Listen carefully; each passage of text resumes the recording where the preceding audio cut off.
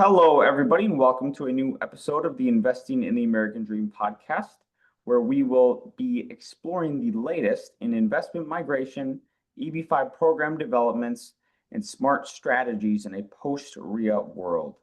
Today's episode brings together four distinguished voices in the global investment migration space, such as Bob Kraft, the chairman and CEO of FPP, Dan Wickland, the president of FPP, Aaron Grau, the executive director of IIUSA, and Bruno Lecuyer, the CEO of the Investment Migration Council, or IMC.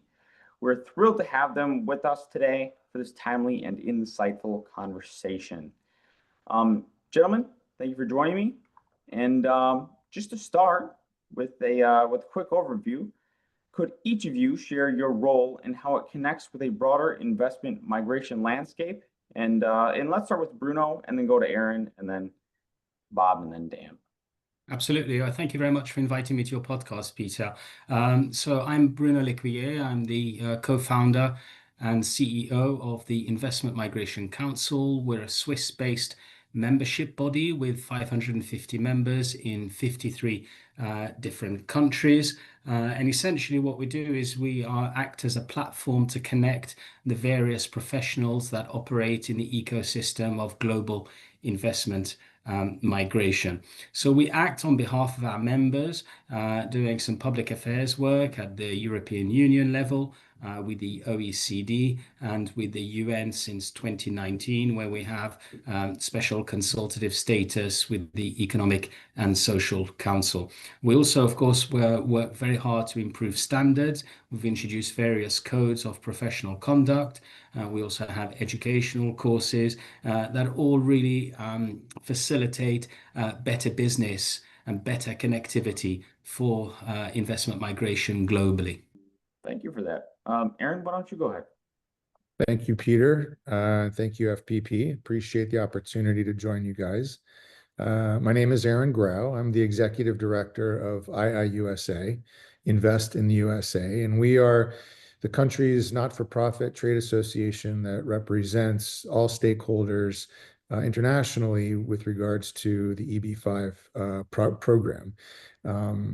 Most importantly, perhaps, we represent regional centers, attorneys, banks, project developers in the United States, and we work very hard to educate policymakers as well as stakeholders abroad with regard to what IIUSA does and what the EB5 program does. So we're happy to lend any expertise we can to this conversation. Thank you. Bob, why don't you go ahead? Yeah, Bob Kraft, founder, chairman, CEO of FPP. We were established in 2008, and I've been a member of the IIUSA organization since I began. And we've become one of the very well-recognized successful regional center operators in the country. I've had the opportunity to participate in the IMC organization events over the years and gotten to know Bruno a number of years ago. And his objectives are the same as IIUSA, and global migration is accelerating, and it's just been a privilege to get to know him, and of course work very closely with Aaron as president of IIUSA for 6 years. I'm currently chairman of the IIUSA Political Action Committee, so still actively involved and very supportive of investment immigration, and it's a pleasure to be here. And we've got such a great group here with the total group, and Dan, all yours. Yeah, thanks, Bob, and obviously with FPP as well, Peter, the president of FPP. I'm also a board member of IIUSA, so I know Aaron well, but I'm pretty excited to have a podcast with both Bruno and Aaron. I've participated in IMC events as well, which are great. But to have these two, Bruno and Aaron, here to know just global immigration, global migration in general with Bruno, and then Aaron's expertise on EB5, it's an exciting combo for sure. Yeah, absolutely. So rolling right into the next segment, and to really kick this podcast off, I would like to start by talking about kind of an overview of the global investment migration landscape and EB5 industry as a whole. So Bruno, why don't we start with you? And how would you describe the current state of the global investment migration industry at large? And then Aaron, I'd like to follow up with that with how would you describe the current state of the EB5 industry as it pertains to global investment migration as well? Yeah, I think that's a really good question. The short answer is that it's always changing. The environment within investment migration is always changing. So programs, they open, programs shut globally. What is important for for people to retain is that always work with companies, advisors who have a track record and that are members of organizations like IIUSA and like the IMC who set the standards for the industry. So if you're looking for an advisor for an US EB5 program, or if you're looking for an advisor to come into the European Union, you should be really working with members of IIUSA or members of the IMC. Now, as regards the industry at the moment, globally, there's a lot of upheaval. We know that programs are very politically charged, and people have asked me about the Malta program. So I think this is probably a good opportunity to address that. People have said, is it the end of investment migration?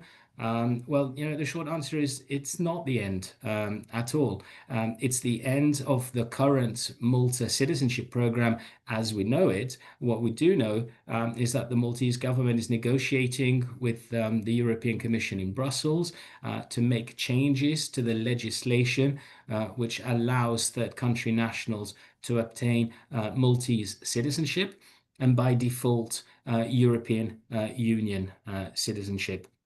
And as a nature immigration, people will always want to move. That's what we've always done. It's human nature.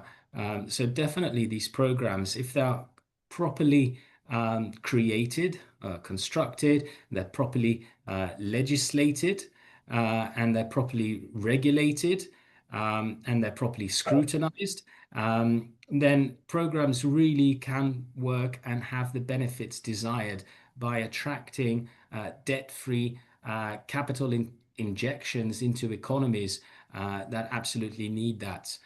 So going forward, I'm really buoyant about this industry, about this profession. There's a lot of movement, which makes it an exciting place to work in, and it's delightful to be able to participate in helping people make their lives better by seeking a new dream for themselves and their families. So I'm very buoyant about the industry going forward. Oh, great. And now perhaps, Aaron, could you touch on how you see the industry shaping up in the US and how people are still very much excited to come to the United States through EB5? Well, Peter, I think you put your finger right on it. People are still very excited to come to the United States. The United States has one of the largest investment immigration programs, and I would argue perhaps ethnocentrically for good reason. I mean, the United States is representative of so much of what people around the world are striving for, and so the opportunity to pursue the American dream of independence, of entrepreneurship, the opportunity to take advantage of the American education system, both at the secondary and post-secondary levels, is really a huge draw and continues to be a huge draw, despite the ups and downs that the conversation in the United States hold for the EB5 program. We've recently heard about, and we may come to this later in the podcast, so forgive me, but we've recently heard, for example, about the gold card in the United States and the possibility that it would replace the EB5 program. We feel that's very far from the truth. We don't think that will be the case. Any changes to the EB5 program can't happen from an administrative perspective. They have to happen from a legislative perspective. But all in all, we're very excited about the attention that investment migration is getting in the United States because of the gold card. And although it strives to achieve something very different, deficit reduction in the United States as opposed to economic development in the United States, we've still been brought into the spotlight, which is a great place for us to be because we've got a great story to tell, because we play such a role on the world stage with so many people wanting to emigrate to the United States. So like what Bruno says, it's a very exciting time to be part of investment migration and EB5 because there's always a lot happening. But at the end of the day, the United States offers some very unique opportunities to investment migrants, and we're very happy to help them facilitate their opportunities. Well, I'm very happy to hear that, and so are we. And just to kind of roll back into Bruno's sphere of things, Bruno, can you maybe touch on maybe some of the hot markets you see that are driving people into Europe through investment migration, or perhaps some European countries that are interested in EB5 and what you see there? Yeah, I think it's a very fast-moving environment at the moment. But as Aaron has quite rightly pointed out, is this focus on this US gold card that President Trump has been touting for the past few months. That has definitely put the spotlight back on the EB5 program. And I move around Europe quite a bit. I'm based in Switzerland, but I hear Europeans, they are interested in coming and setting up businesses in the US. Europe is not as business friendly as it used to be 10, 15 years ago. We seem to have an appetite in Europe for putting up barriers to entry for businesses and entrepreneurs that want to invest in the European Union. And then when I come to the US, as I'm here this week visiting two great cities, cities of Detroit and Milwaukee, what I see is a real openness to a friendly business environment, which in Europe we seem to be rolling back and regressing into more regulation, more compliance, more reporting, and that puts people off settling in the EU. So my message is always to the policymakers in Brussels is, if you don't simplify the attractiveness for investors, all we're doing is recycling money that's already in the European economy, and we're not creating new sources of debt-free capital injections. So Europeans are now looking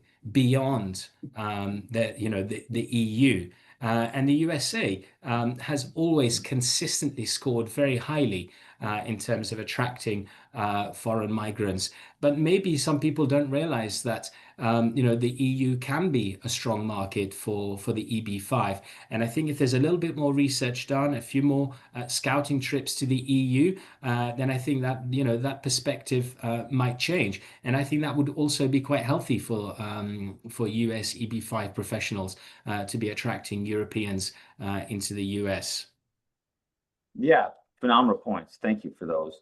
And speaking of the general health of the industry, I'd like to get Bob's input on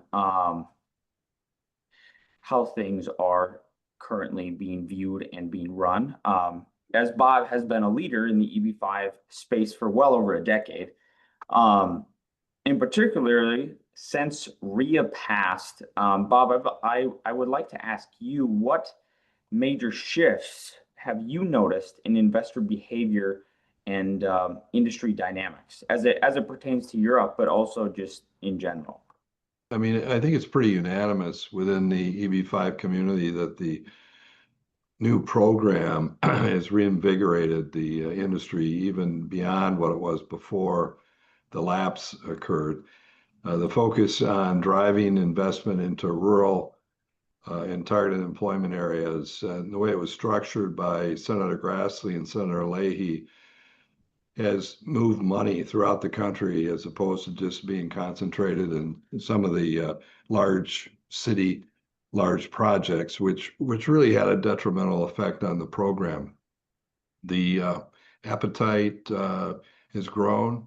It seems that USCIS is doing a better job from a processing standpoint, so we're getting approvals much quicker. So the changes that were implemented also tightened the industry up. A lot of the regional centers that had operated kind of on the fringes, seeing the program as an opportunity for relatively inexpensive capital, in their opinion, without understanding the complexities of the program, which led to problems with some of those projects, and gave the industry a bad name, really have been corrected with the changes that were implemented by the Grassi-Lahey program. It's much tighter now. There are audits for the regional centers. The active number of regional centers in the United States has decreased, which in my opinion was a good thing. There were people that got into the business because they thought it was easy. They didn't understand, and they were honest people, but they didn't realize how complex the program really is, the immigration aspects of it, the governmental requirements and restrictions, the fundraising overseas.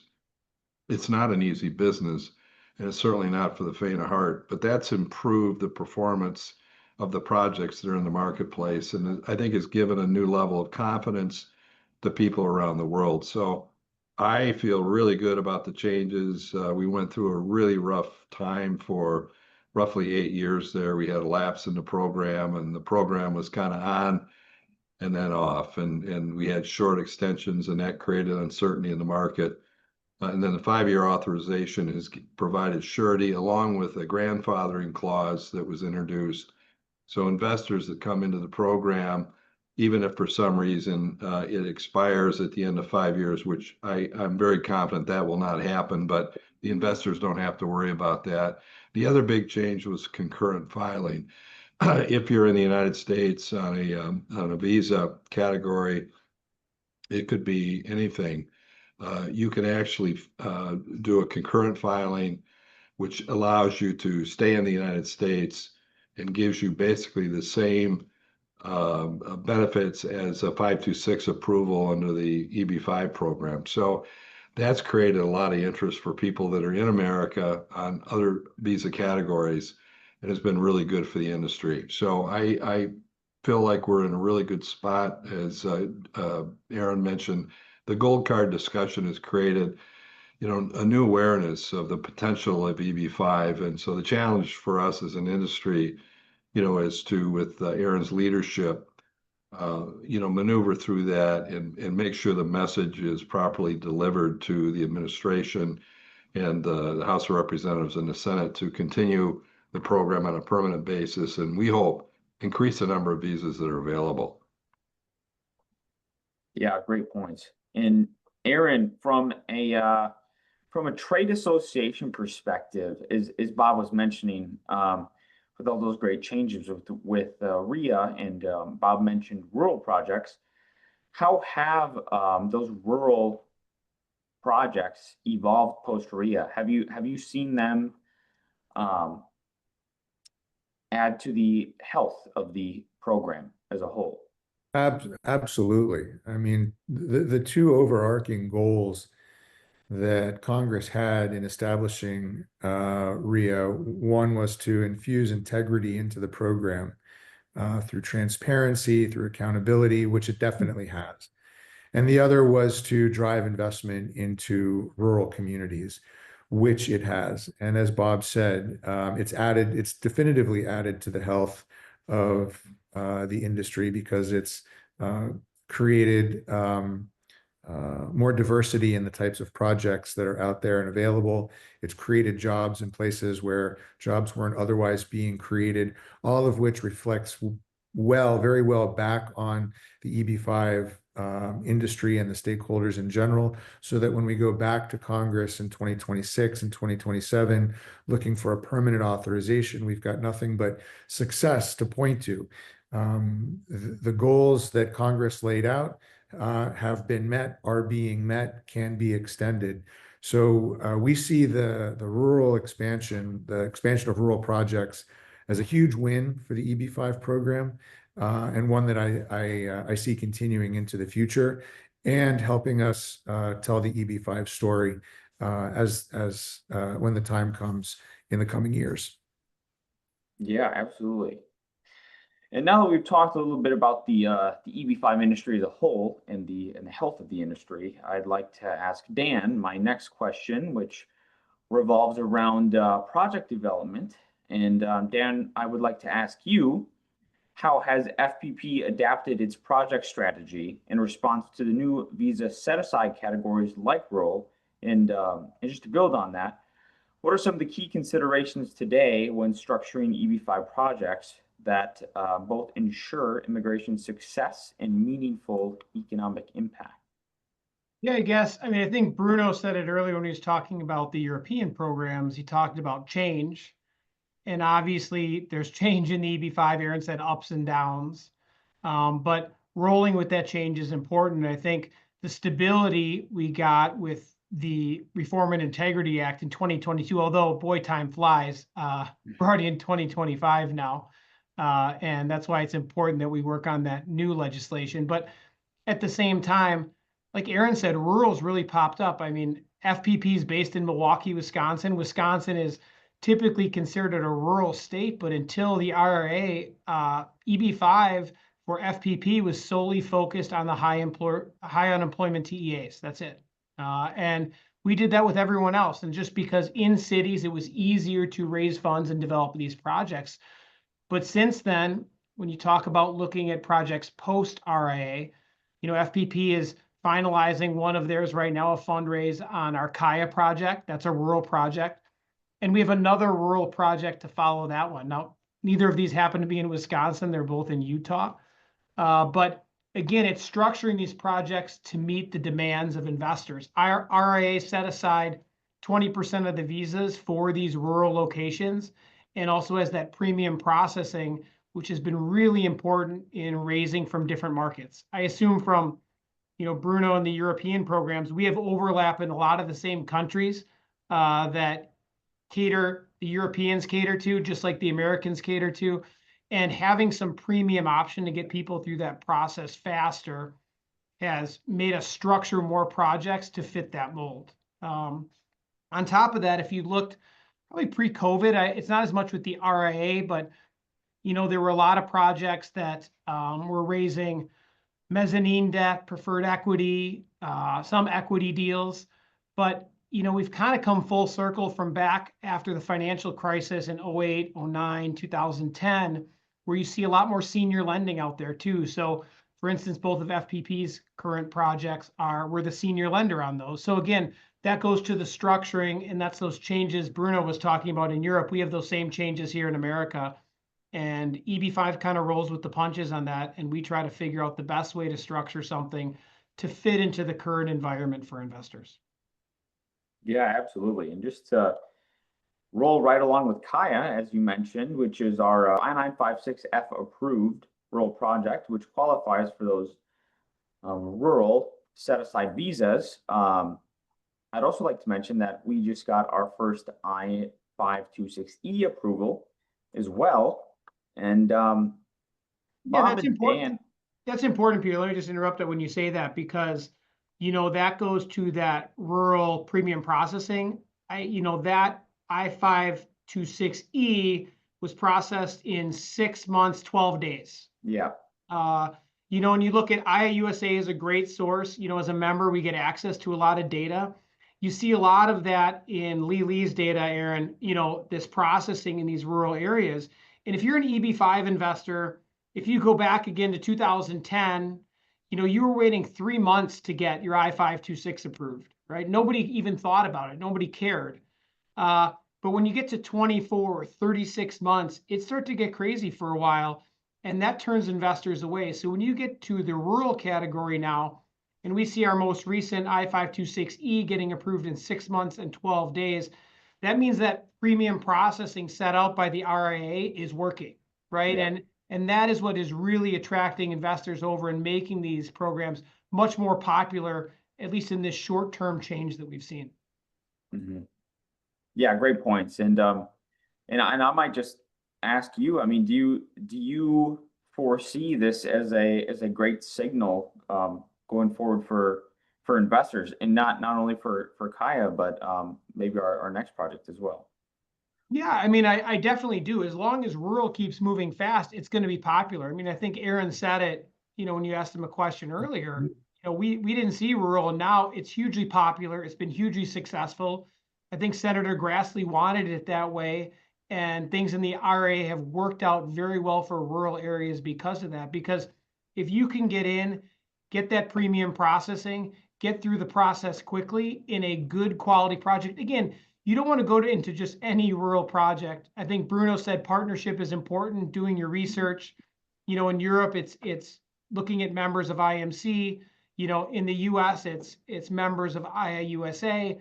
Do your due diligence and understand that these projects still have to be good projects. They can't just be some random rural project. Mhm. But at the same Yeah. time, if you have a good quality project structured the right way, that rural premium processing is a real benefit. Yeah, can I just weigh in on that, Dan? And I totally agree with you. I think we shouldn't underestimate the value of working with a partner that has a track record in the EB5 space.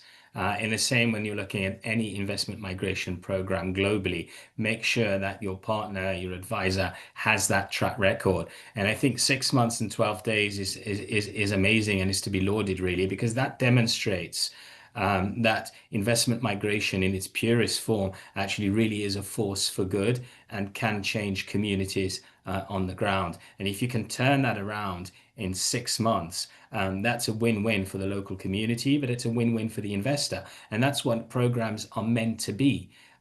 It's a win-win for both parties. So I think that's amazing. Yeah, agreed. Yeah, I would like to jump in and just make a couple quick comments. So I mentioned that Bruno and I have known each other for a number of years, and I've attended a number of his conferences, and they're really outstanding. And this meeting came together because Bruno was gracious enough to accept an invitation I made to him just a couple of weeks ago. Bruno, I was in Malta.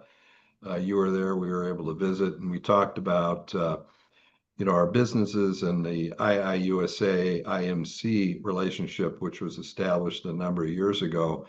And one of the discussions we had, well, is EB5, the United States versus the European programs or the Caribbean programs or whatever. And, what's the driver for people and how do we collaborate? And my attitude has always been that there'll be people that are not interested, excuse me, in the United States.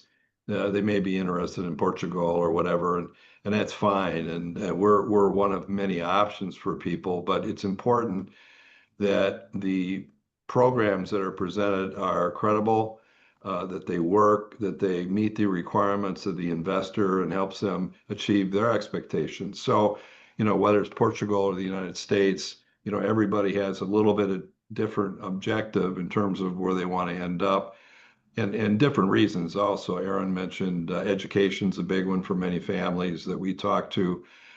Some are interested in economic development opportunities in the United States, but other people will be interested in a European program for whatever reasons they may have. So, it's not necessarily competitive, but I think the one driving underlying issue is that it's important that the people like Aaron Grau and Bruno Leclerc, the organizations they represent, promote education and integrity and high quality programs, understanding that our job really is to make sure investors get what they want, regardless of where it might be. So I think it's a great opportunity today, to have the leaders of both industries. I mean, we have the whole world here basically talking about the importance of immigration, and the message is the same from both of you. And I think that's a very, very positive thing. And we look forward to working with Bruno and IMC in Europe, because I do believe there are market opportunities for the EB5 program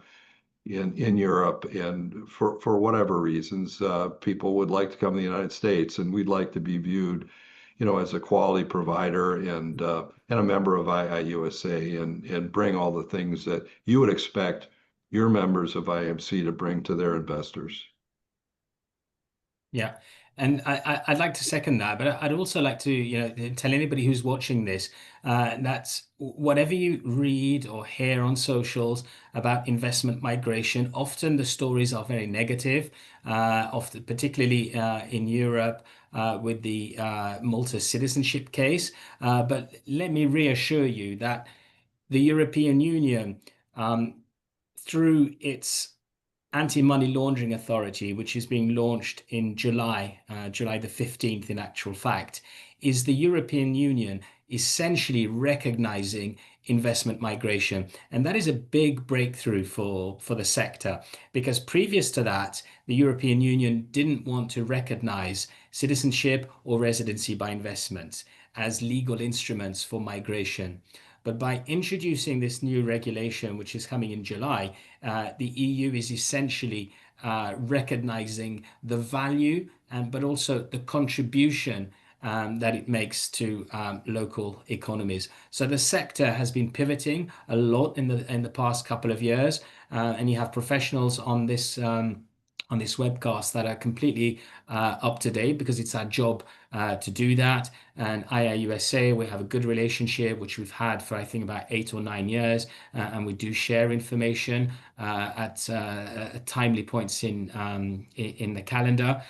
What people can expect is there will be a little bit more oversight in the EU. There'll be more reporting. There'll be more compliance. But actually, if you're advised properly, then that should be really easy peasy for people to get through the complexity of taking up an investment migration program. So here I am again saying I'm really buoyant about the industry and the participants that form part of this, ecosystem around the world. I appreciate what Bruno said with regards to what you may read in the press, and echo his assertion that you really need to take it with a grain of salt, that what's written is not always the case with regards to investment migration programs, and that I too am buoyant, to borrow his phrase, about what EB5 looks like in the future. So a big thank you and an echo to some of Bruno's very important sentiments. So I appreciate it. Thank you so much for that. And for all of those who would like more information on investment migration and what the IMC does, what IIUSA does, what FPP does, or even more information about our latest EB5 project, Kaya, I will be sure to link all of the necessary information in the descriptions, along with the contact information for our offices, so that you can get in touch.